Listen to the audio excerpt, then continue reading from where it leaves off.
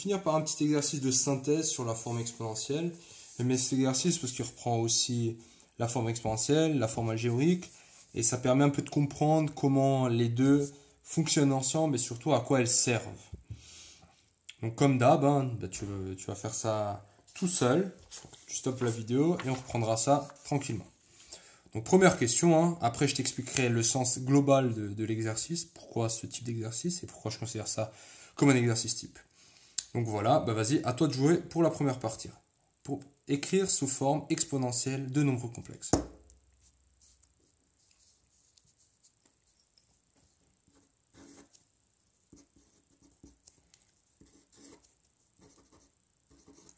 Alors, c'est quoi la stratégie? La stratégie, forme exponentielle, qui dit forme exponentielle, dit il me faut quelque chose de la forme z, exponentielle de i, argument de z. Donc, il me faut le module et l'argument. C'est ce qu'on va calculer maintenant. Alors, ça, on l'avait déjà fait avant, hein, mais on va reprendre ça tranquillement. Donc, le module, c'est quoi? C'est racine de a carré plus b carré. Donc, a carré ici, c'est 1 au carré. Et b carré, c'est moins racine de 3 au carré, ça fait 3. Donc, je me retrouve avec racine de 4, ce qui fait 2. Maintenant, on va faire la méthode plus rapide pour l'argument. Donc, on va factoriser par 2. Donc, je me retrouve avec 2, moins 2. Pardon, je regarde le mauvais. Donc, plus 1 sur 2, moins i racine de 3 sur 2. Et la question qu'on se pose, c'est cosinus de quoi est égal à 1/2 et sinus de quoi est égal à moins racine de 3 sur 2. Donc on sait que le cosinus, donc ça va me donner l'argument. Le cosinus de pi sur 3 est égal à 1/2. Et maintenant, donc là, j'ai le cosinus de pi sur 3 est égal à 1/2. Mais le moins pi sur 3 est aussi valide.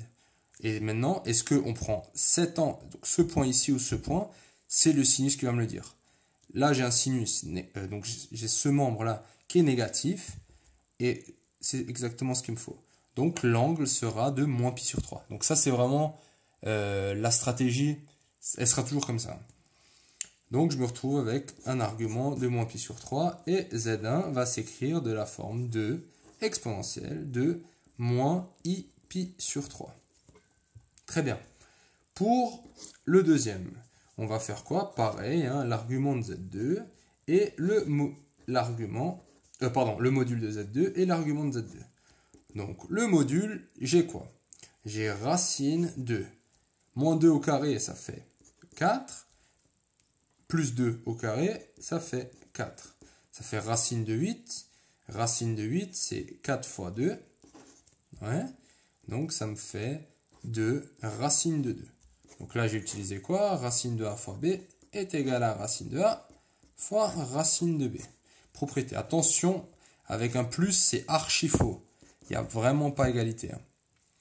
Juste un petit rappel. Hein. Je suis conscient que tu sais déjà tout ça. Donc c'est très bien.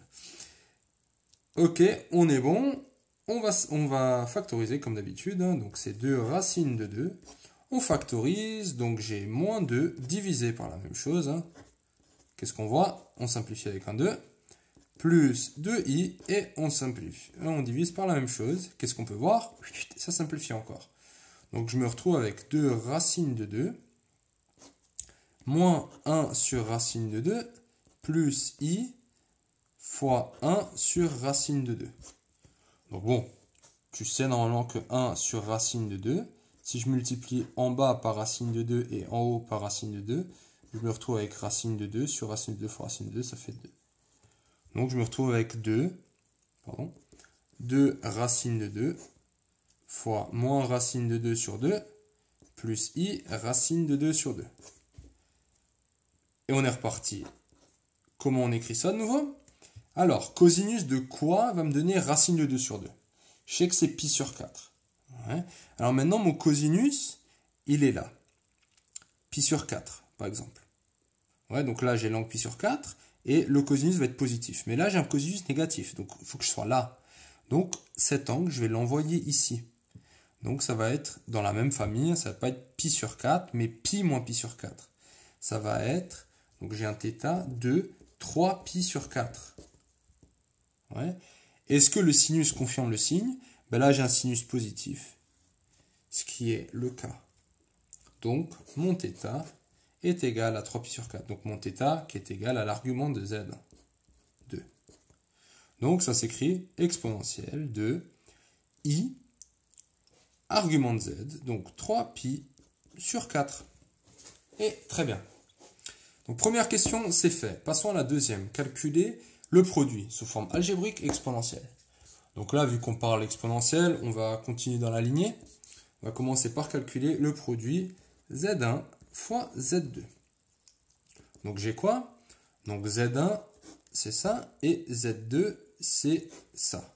Donc j'ai 2 exponentielle de moins i sur 3 fois 2 racine de 2 exponentielle de i 3pi sur 4. Donc surtout, n'oublie pas de le faire, de tout compter. Ça me donne quoi? Donc j'ai multiplié d'abord les nombres. Donc j'ai 4, 2 fois 2, 4, racine de 2. Et exponentielle de i. Donc là, je vais avoir ça plus ça. Hein, parce que exponentielle de a fois exponentielle de b, c'est exponentielle de a plus b. Donc là, je factorise tout de suite. I. Donc j'ai moins pi sur 3 plus 3pi sur 4. On est bon? Très bien. Qu'est-ce que ça me donne, ça? Donc, moins pi sur 3, donc je vais mettre au même dénominateur, donc je mets tout sur 12. Hein? Donc, je vais avoir moins 4pi. 3 fois 3, ça fait 9, plus 9pi. 9pi moins 4pi, ça fait 5pi.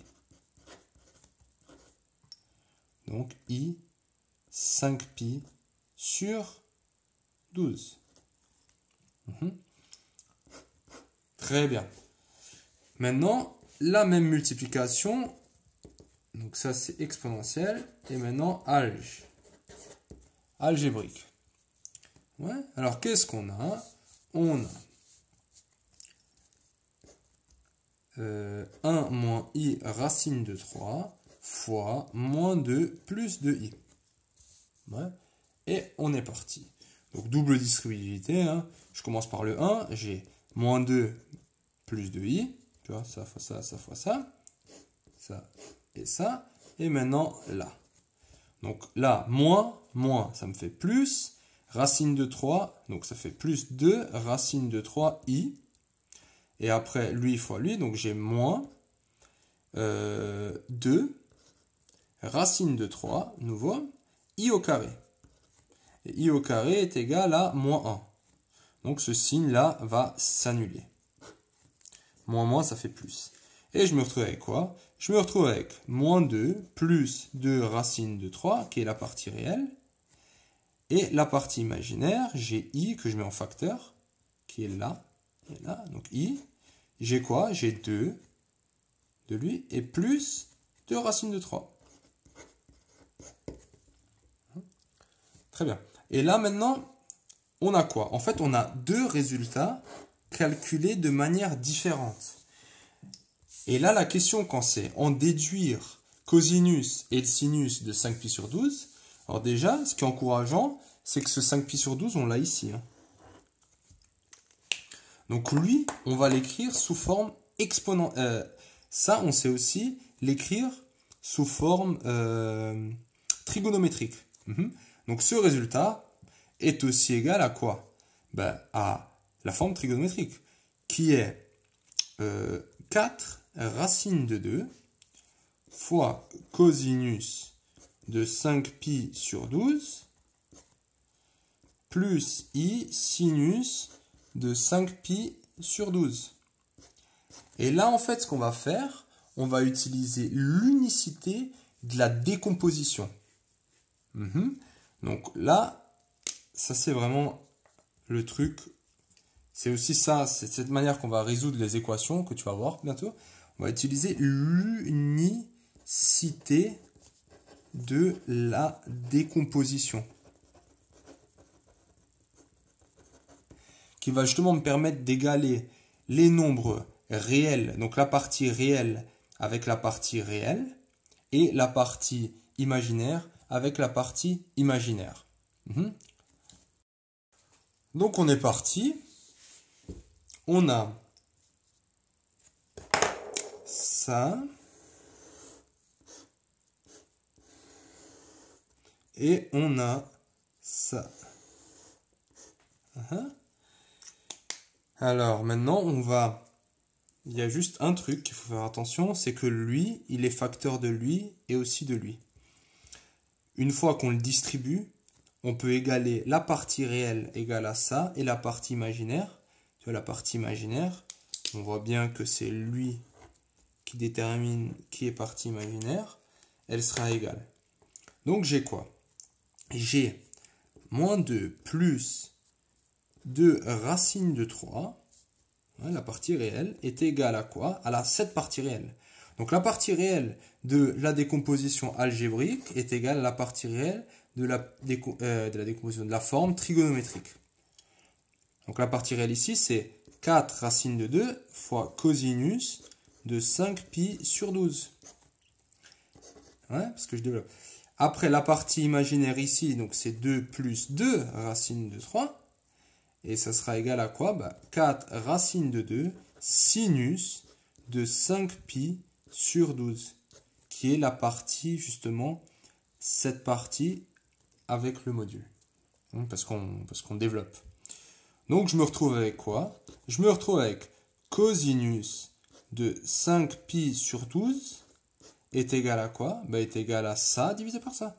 Moins 2 plus 2 racine de 3 divisé par 4 racine de 2. Et le sinus de 5 pi sur 12 est égal à 2 plus 2 racine de 3 sur 4 racine de 2. Ce qui répond à notre question. Donc voilà, donc j'espère que tu as bien compris. C'est qu'en fait, on passe par deux chemins différents pour se rencontrer sur le même chemin, pour faire une identification finale. Et cette identification, elle est justement possible par l'unicité de la décomposition. Donc les parties réelles seront toujours égales si on a une égalité, et les parties imaginaires seront toujours égales si on a une égalité. Et c'est pour ça que, tu verras, dans les équations, ça sera pareil. Si j'ai A plus IB égale à 0, A sera égal à 0 et B sera égal à 0. Tu vois, la partie réelle sera partie à la partie réelle et la partie imaginaire à la partie imaginaire. Donc ça, c'est ça l'idée sous-jacente.